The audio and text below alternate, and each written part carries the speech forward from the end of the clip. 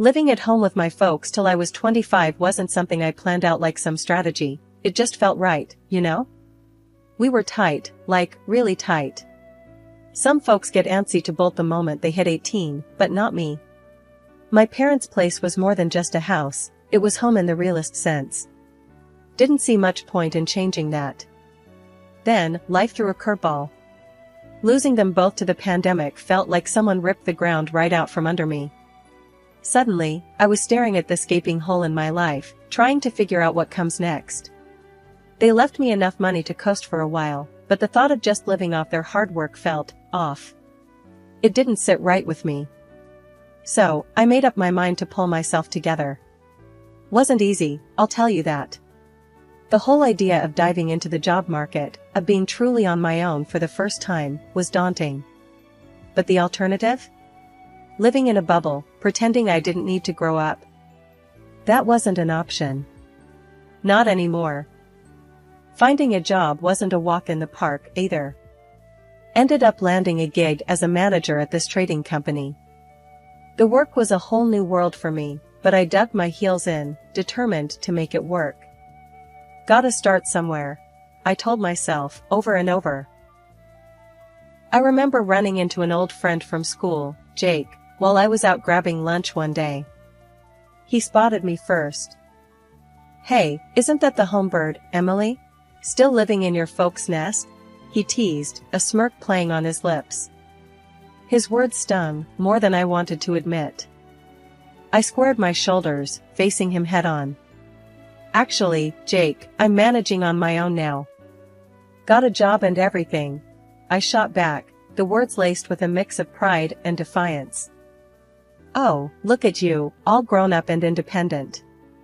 Never thought I'd see the day," he laughed, but there was no real warmth in it. "Yeah, well, people change. Things happen. You learn to stand on your own 2 feet," I replied, my tone sharper than I intended. The conversation felt like walking through a minefield, each word carefully chosen, but loaded. Jake shrugged, the conversation clearly not going the way he expected. "Fair enough. Good for you, Emily. Really." We parted ways shortly after, the encounter leaving a sour taste in my mouth. It was a reminder of how far I'd come, sure, but also of how much further I had to go. That night, as I sat alone in the quiet of the house that used to be filled with my parents' laughter, I couldn't help but feel a mix of emotions. There was fear, yeah, but also a budding sense of determination. I was on a path they'd never get to see, forging a new life from the remnants of the old. The chill in the air wasn't just from the December cold, it was my first holiday season without my folks. The Christmas sale crowd was a mix of frantic and festive, a sharp contrast to my own numb wandering. That's when I bumped into him, literally. "Ouch. Watch it," I started, more out of surprise than pain. Sorry, my fault entirely," he replied, catching a box of Christmas ornaments before it hit the ground. "This crowd is wild, huh?" He was about my age, with a look of earnest concern that quickly changed to a sheepish grin. "I'm Alex," he said, extending a hand not holding runaway Christmas decor. "Emily," I responded, taking his hand briefly. "Yeah, it's madness. Christmas shopping always turns into a contact sport." Alex laughed, and it was an easy, genuine sound. "You're not wrong. I'm just trying to find something for my mom. She loves these handmade ornaments, but I'm clueless." Looking at the box he almost dropped, I picked one up. "These are nice. Look, this one's got intricate designs. Bet she'd love it." We moved through the stalls together, talking about everything and nothing. Alex was easy to talk to, a breath of fresh air in the midst of holiday chaos. "So, Emily, what brings you here? Looking for anything in particular?" he asked, as we paused by a stall selling handmade scarves. "Just trying to feel, I don't know, festive, I guess? My parents, well, it's just me now. Holidays feel different," I confessed, surprised at my own honesty. Alex's expression softened. "I get that. Holidays, they can be tough. But hey, we find new ways to make them ours, right? Yeah, right. I agreed, finding comfort in his understanding. We ended up spending the afternoon together, finding gifts and sharing stories. As the sun began to set, casting long shadows between the stalls, Alex turned to me. Hey, Emily, would you maybe want to grab a coffee? As a thank you for helping me survive this shopping ordeal and, well, for the company, he suggested, hopeful but clearly trying to play it cool. I thought about it. My instinct was to retreat, to go back to my quiet, solitary world. But something about Alex, his easy kindness, and his understanding, made me want to say yes. Sure, Alex. I'd like that. Coffee sounds perfect, I replied, feeling a spark of something warm in the cold evening air. As we walked toward the nearest cafe, I couldn't help but think that maybe, just maybe, this Christmas would mark the beginning of something new. Not just surviving, but maybe starting to live again. A couple of months down the line, Alex decided it was high time I met his folks. I was a bundle of nerves, hoping to make a good impression. Their welcome was polite, but I could feel the chill through their smiles. We were barely through the door when the questioning started. It was like stepping into the ring, except I wasn't prepared for this kind of bout. So, dear, Alex tells us you lost your parents recently. That must have been tough, his mom began, her tone soft, but probing. Yeah, it was a rough patch. Still is, sometimes, I admitted, fidgeting with the hem of my shirt. The conversation felt too personal, too soon. And what about work? Alex mentioned you're in trading? How's that treating you? His dad chimed in, his curiosity not quite matching the warmth supposed to accompany such questions. It's going good. Keeps me on my toes, I responded, trying to keep the unease out of my voice. Must be quite the lucrative field, eh? What kind of figures are we talking about? His mom's question hit me like a cold splash, too forward, too soon. I glanced at Alex, hoping he'd throw me a lifeline. The look on my face must have said it all, because he quickly jumped in. Mom, Dad, come on, let's not grill her about money. That's not important, Alex said, his tone firm yet respectful. I could have hugged him right then. Despite his intervention, the evening carried an undercurrent of unease. After we left, I couldn't shake the feeling that I hadn't measured up to their expectations. In the car, the silence was heavy until I couldn't take it anymore. Alex, do you think your parents didn't like me? The words tumbled out, laced with worry. Alex took my hand, giving it a reassuring squeeze. Hey, don't worry about it. They're just protective, you know? Give it some time. They'll see how amazing you are, just like I do. His words were meant to comfort, and a part of me wanted to believe them. But the doubt lingered, a shadow on what should have been a straightforward step forward in our relationship. Settling into married life at my place was like a dream for the first 6 months. Me and Alex, we were in our little bubble of happiness. Sure, his mom, Mrs. Thompson, didn't exactly warm up to me, always poking at my cooking, my cleaning, even how I dressed. But since they lived a good drive away, those jabs were few and far between. We managed. Then one evening, Alex came home looking like he'd lost his best friend. Babe, I've got to head out of town for work. 2 whole months, he said, barely meeting my eyes. My heart sank. 2 months? That's ages, Alex. What about us? He ran a hand through his hair, stress written all over his face. I know. It's the last thing I want, but I don't have a choice. And there's more, my mom's in the hospital. Heart problems. Hearing that about Mrs. Thompson, despite our rocky relationship, I couldn't help but feel worried. Oh, Alex, I'm so sorry. Is she okay? They're not sure yet. She might need surgery, he replied, his voice cracking a bit. Without a second thought, I said, I'll look after her while you're gone. She'll need someone, right? Alex looked at me, a mix of surprise and gratitude in his eyes. You'd do that? After everything? I nodded. Of course, She's your mom. The next day, I took a day off and headed to his parents' place. Mrs. Thompson was already home from the clinic, looking frail, but stubborn as ever. "Emily, what are you doing here?" she asked, eyeing me like I might steal the silver. "I'm here to help out. Alex is worried about you," I said, trying to keep my voice steady. She huffed, settling back into her chair. "Well, I don't need babysitting, especially not by you." I bit back a sharper reply. "I know you don't. But I'm here to help, with cooking, cleaning, whatever you need." Mrs. Thompson squinted at me, as if trying to figure out my angle. "Fine. But I like my meals on time and my house spotless. And don't think you can dress like a slob here." I forced a smile. Understood. Those weeks turned into a trial by fire. I cooked, cleaned, and did my best to keep things running smoothly, all under Mrs. Thompson's critical eye.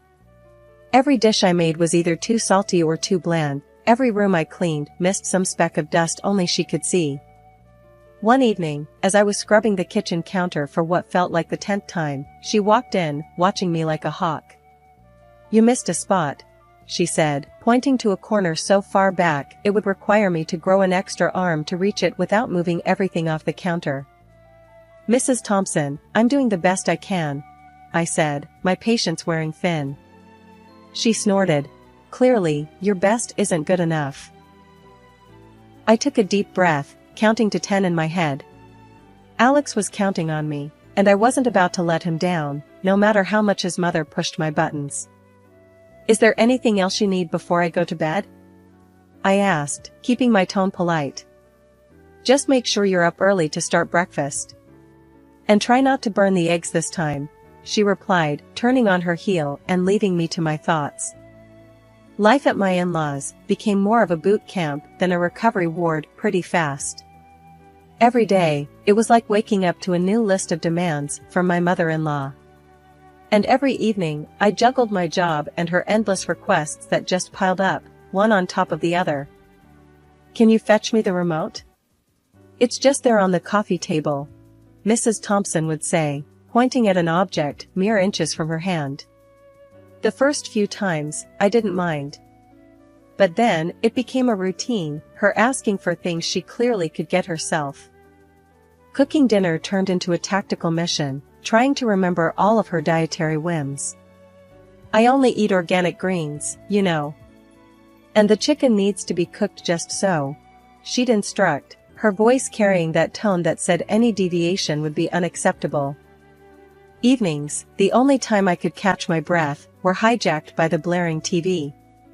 Mr. Thompson had a thing for action movies, the louder, the better. There I was, exhausted, trying to find some peace, but instead, getting a front row seat to explosions and car chases. "You know, Emily, ever since you married my son, my health has just gone downhill," Mrs. Thompson threw at me one evening, out of nowhere. Her words stung, especially since I was bending over backward, trying to make her life easier. I tried to keep my cool, but it was getting tougher. "I'm really trying my best here, Mrs. Thompson. I don't see how my being with your son is causing your health issues." Her lips pursed into a thin line, clearly displeased. "Well, if you can't see it, I'm not sure how much help you are here." I was at my wit's end, dreaming of my own bed, my own kitchen, my sanctuary. But then, Alex called. "Babe, I'm so sorry, but I'm stuck here for another 2 months. The project's just not wrapping up as we expected." Hearing his voice, tired and strained, I wanted to be strong, to not add to his stress. "It's okay, Alex. We'll manage somehow," I said, trying to sound more confident than I felt. "Are you sure? Mom's not giving you a hard time, is she?" he asked, worry creeping into his voice. I paused, not wanting to worry him, but honesty won out. "It's been challenging. But I'm handling it. Focus on your work, love. We'll sort this out when you get back." After hanging up, I realized this was my battle to fight, at least for now. Mrs. Thompson and her demands, the never-ending noise, the blame, it was all on me to bear. But I couldn't help but wonder, How much longer could I keep this up? The strain at home hit a peak when Mrs. Thompson had another heart scare and ended up needing surgery. It was serious enough that I called Alex in a panic, and he rushed back home. Seeing him was a relief, but it was short-lived because work pulled him away again. After the surgery, things at home didn't get any easier. Mrs. Thompson came back needing more care than before. It was like looking after a child. She wanted help with everything, eating, dressing, you name it. And Mr. Thompson? He was no help at all. Instead of appreciating the effort, he complained, "You're always out. I end up cooking for both of us. What are we, chopped liver?" Then, Mrs. Thompson started with her threats, saying she'd tell Alex I was neglecting her, hinting he should leave me. "He'll listen to his mother. You'll see," she'd hiss, as if I wasn't already stretched to my limit. My patience was wearing thin, like an old pair of jeans about to tear at the seams. Mrs. Thompson's demands grew by the day, each one more unreasonable than the last. It felt like I was living in a pressure cooker, waiting for the whistle to blow. One evening, after a particularly long day at work, I came home to find Mrs. Thompson in the living room, a scowl set deep on her face. "Where have you been? I've been waiting for you to start dinner," she snapped as soon as I walked through the door. "I had to stay late at work, Mrs. Thompson. I'm sorry." "I'll start on dinner right away," I replied, trying to keep my voice steady despite my frustration. "And make sure it's edible this time." "Last night's dinner was a disaster," she retorted, turning her attention back to the TV, which was, as usual, blaring at an ear-splitting volume.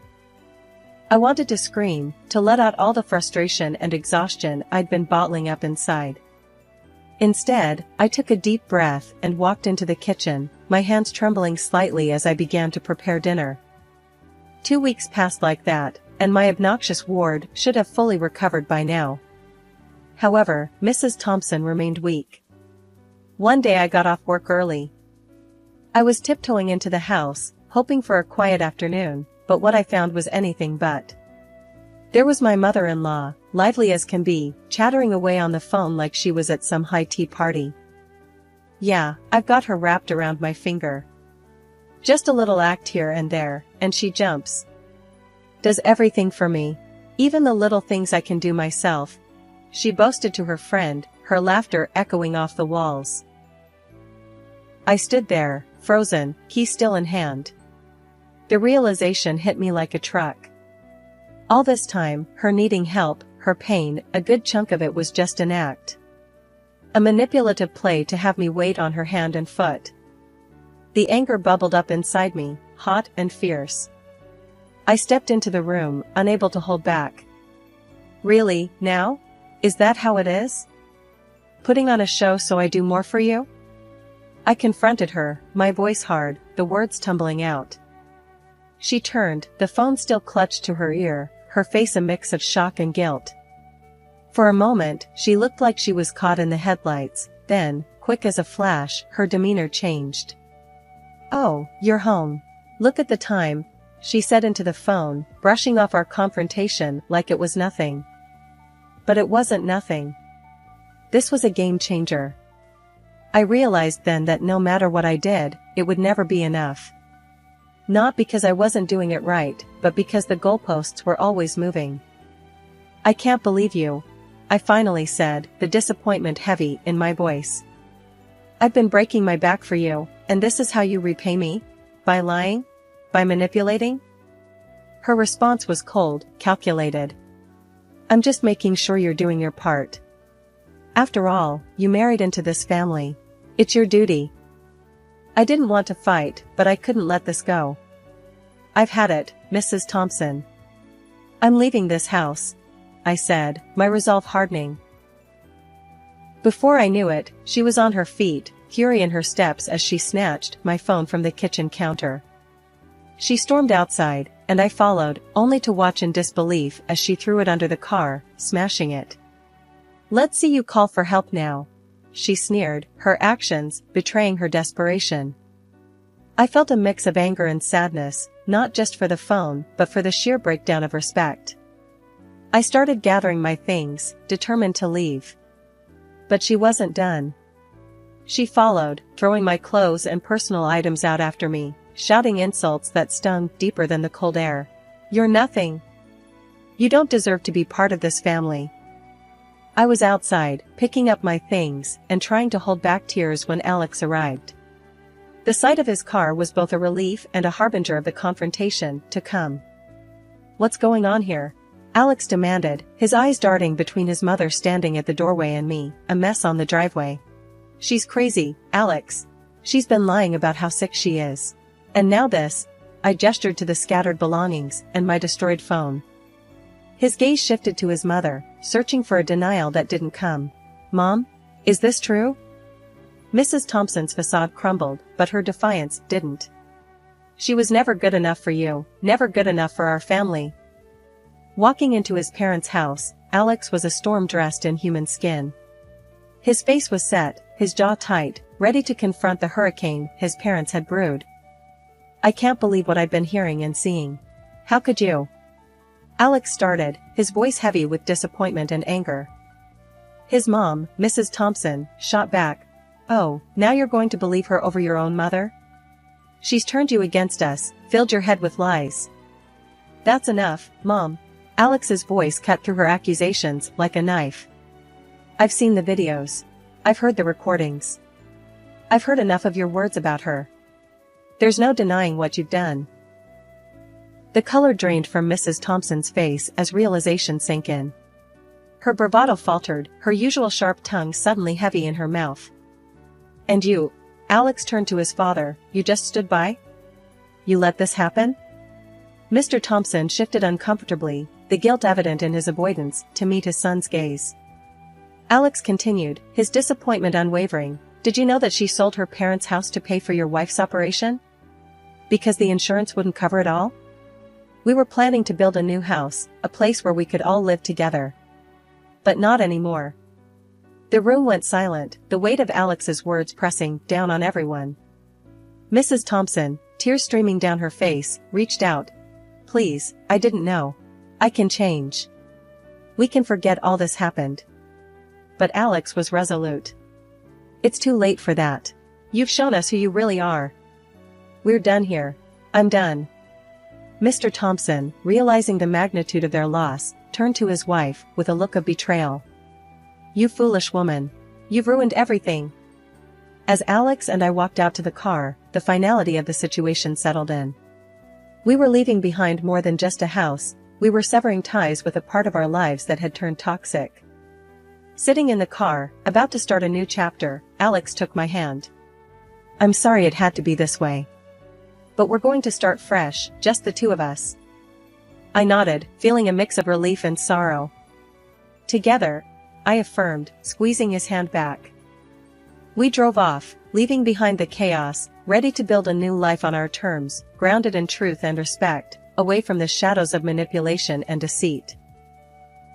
A month flew by, and finally, our new house was ready, a real beauty, if I do say so myself. Me and Alex, we put our hearts into making it a home, picking out every piece with care, making sure it all felt like us. We hadn't spoken to his folks since that day. Heard through the grapevine that his dad up and left, found someone new, leaving Mrs. Thompson to fend for herself in some small apartment.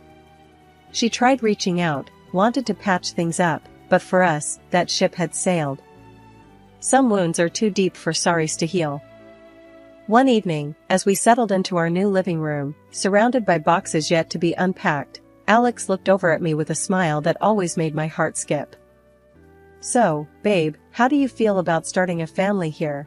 he asked, his voice casual, but eyes filled with hope. I paused, the question hanging in the air like a promise. "A baby, here, with you? That sounds like the dream, Alex." He reached for my hand, his touch grounding.